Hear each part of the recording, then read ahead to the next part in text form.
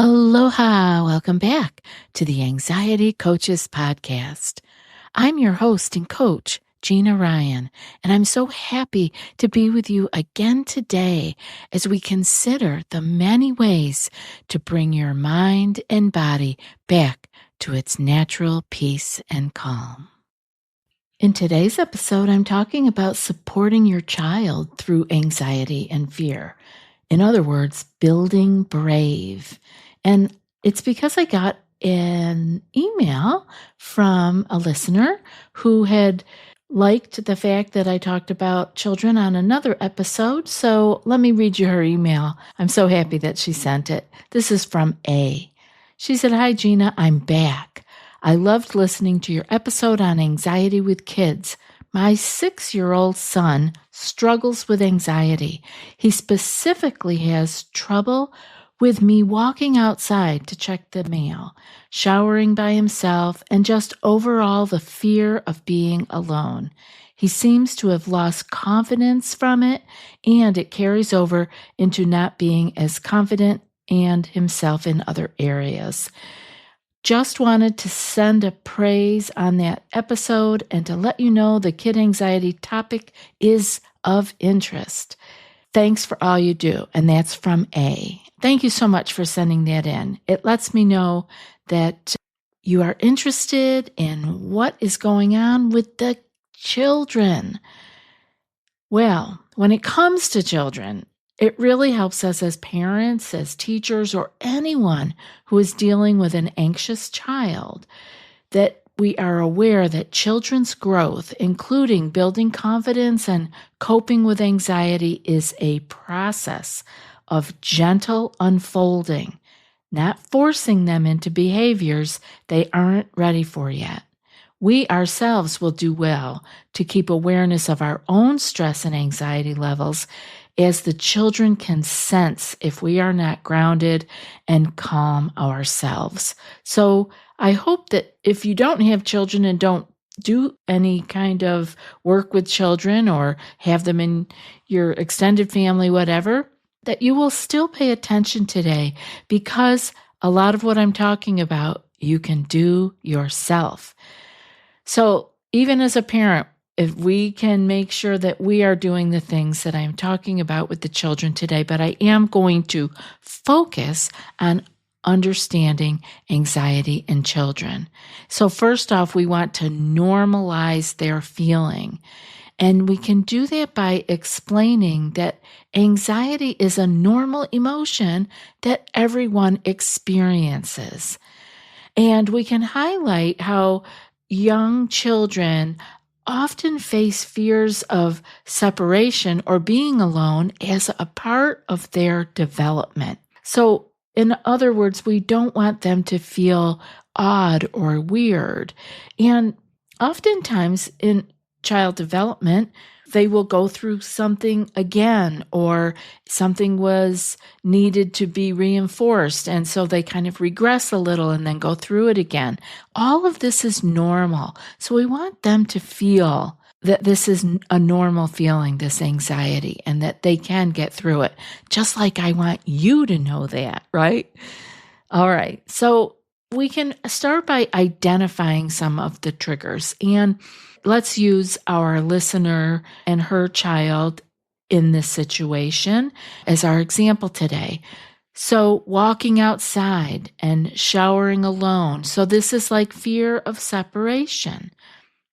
We want to look at, after we got the situational triggers, we can look at the emotional patterns that are coming up, how these situations may cause the child to feel unsafe or alone or abandoned. We want to look at that. Where is that coming from? And we want to build a little sense of safety with them by first giving them reassurance. And we can do that by reinforcing that you are close as a parent or whoever you are that is dealing with a child, that you are close by, even when you are out of sight. And this will all go depending on how old the child is, but let them know, You're not completely gone because they may inside be sensing that. Just like your amygdala has you believing things that are totally not going to happen, but you are physically reacting as if those thoughts are true. So remember that when you are reinforcing the child and gradually increase. We could call this progressive exposure, although I don't really like to use those terms, but you can gradually be increasing the time that the child spends alone in safe environments, starting with being in a different room for short periods, maybe talking to them from another room, and then eventually being in the other room without talking to them. You get my drift. You can just do this, and it may be slow, but that's okay because you're building brave. It isn't a light switch that happens. You can give them visual cues too by using reminders like a special object to signify safety and connection. Maybe they have a special toy or action figure or something that can help them be reminded that they are safe and connected. Of course, we're going to always be doing this with our children, but when they're anxious, we want to be cognizant of confidence building. And we can do that with starting with manageable tasks by building small wins to help build up their confidence. We can have them showering with the door slightly open. And the fact that they were actually just in there alone, that's a win. Even though the door was open, that's okay. We'll get to that part another time, right? Right now, we want to applaud them for the small wins and have these be very manageable tasks that they can do. We also want to acknowledge and praise them with little small steps that they are taking toward independence. We want to reinforce anything positive that we can find. And we want to encourage decision making in small everyday situations that can help for them to build their self-assurance. This gives them confidence with problem solving, right? They feel like, oh, I made a decision and it worked out okay. I solved that problem, no matter how small it is. Encourage them to do the decision making.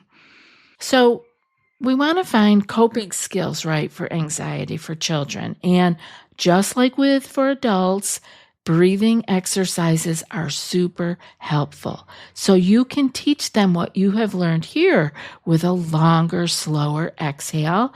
And you can teach them simple, deep breathing exercises, such as laying down on the floor with maybe their favorite stuffed animal on their belly and letting them just breathe so that little stuffed animal moves a little bit and let them exhale longer and slower.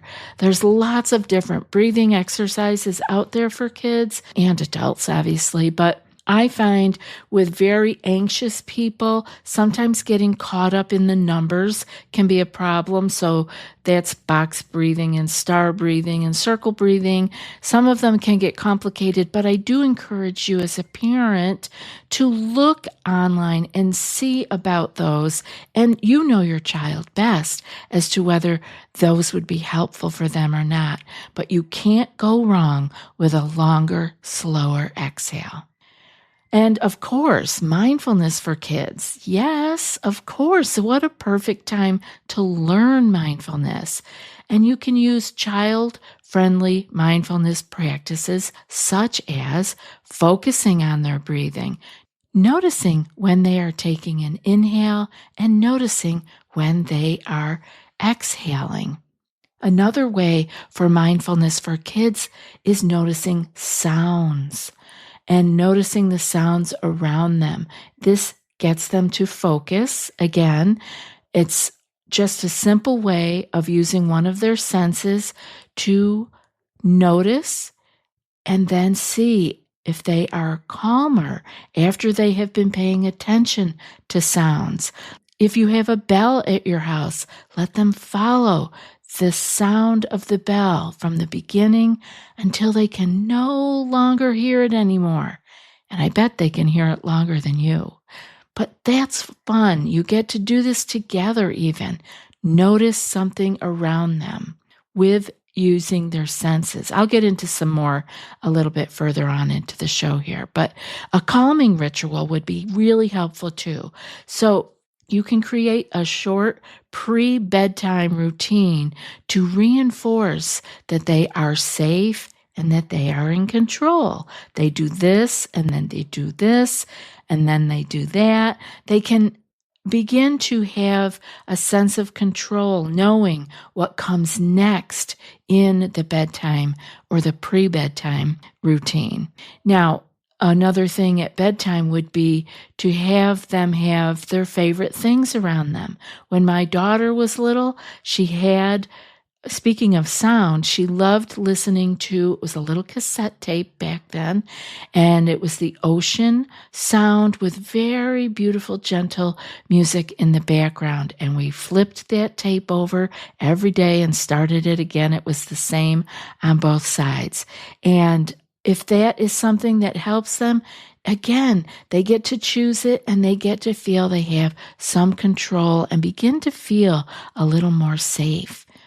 Now, I want to make sure that you as a parent are supporting confidence here by staying calm and composed, like I mentioned earlier, to show them that the environment is safe, and provide opportunities for your child to make choices or handle tasks independently, because you want to be encouraging their independence.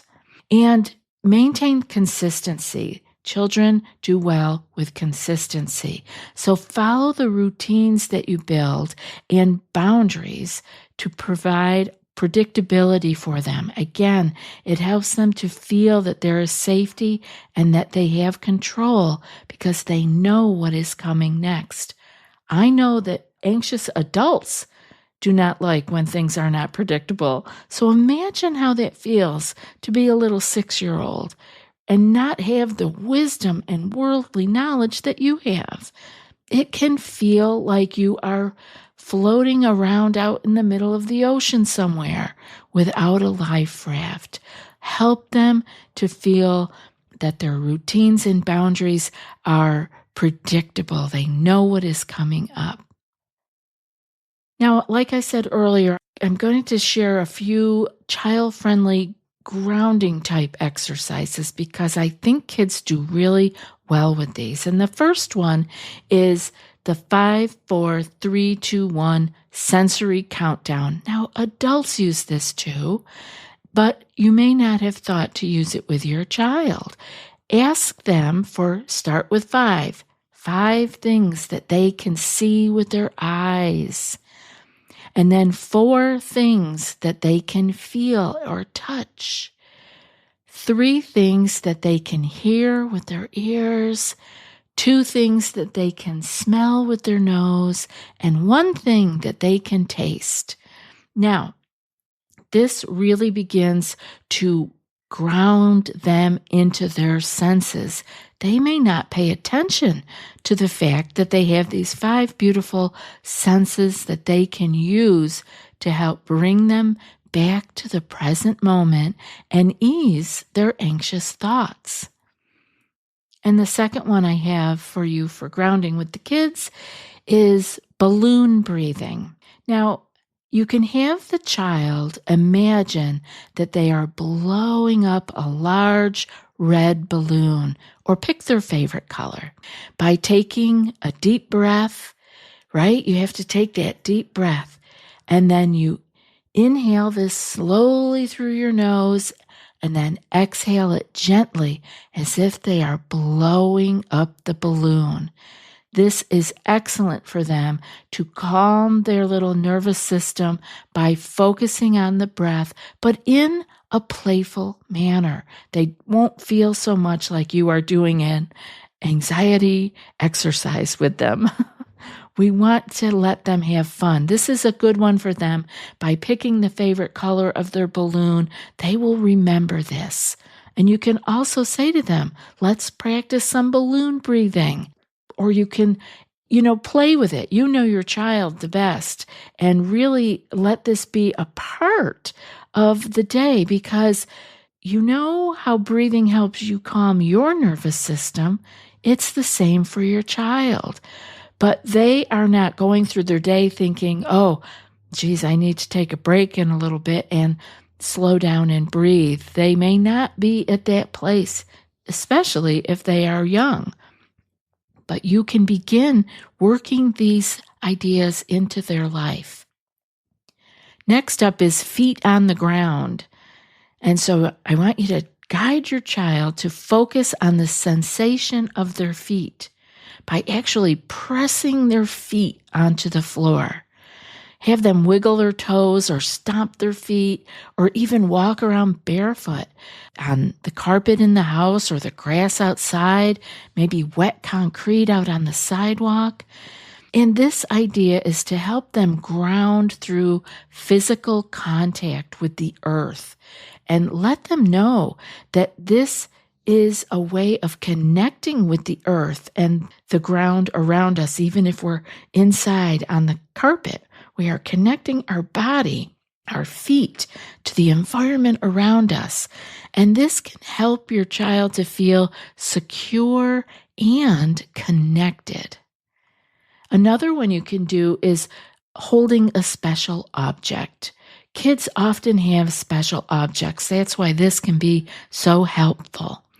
Have your child hold on to their comforting object.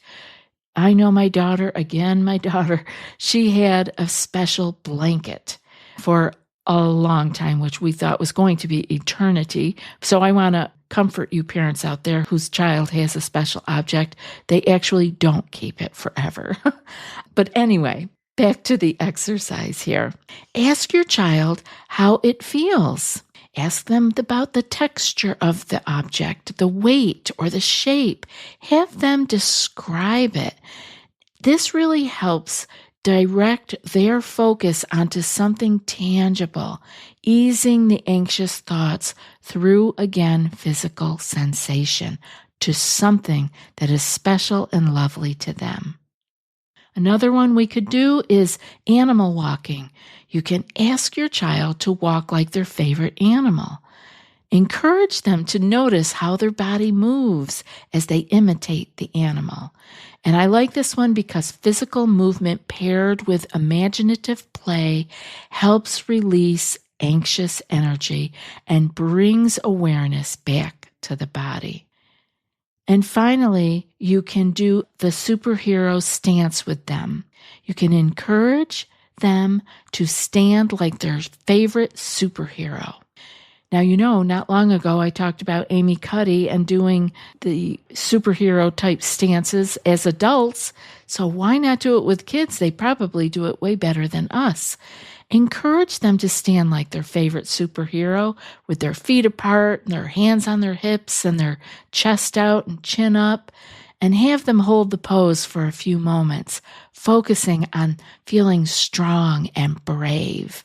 I think they will really like this, and it promotes feelings of strength and confidence while grounding them in their physical body. And they are probably very happy to play these different exercises with you.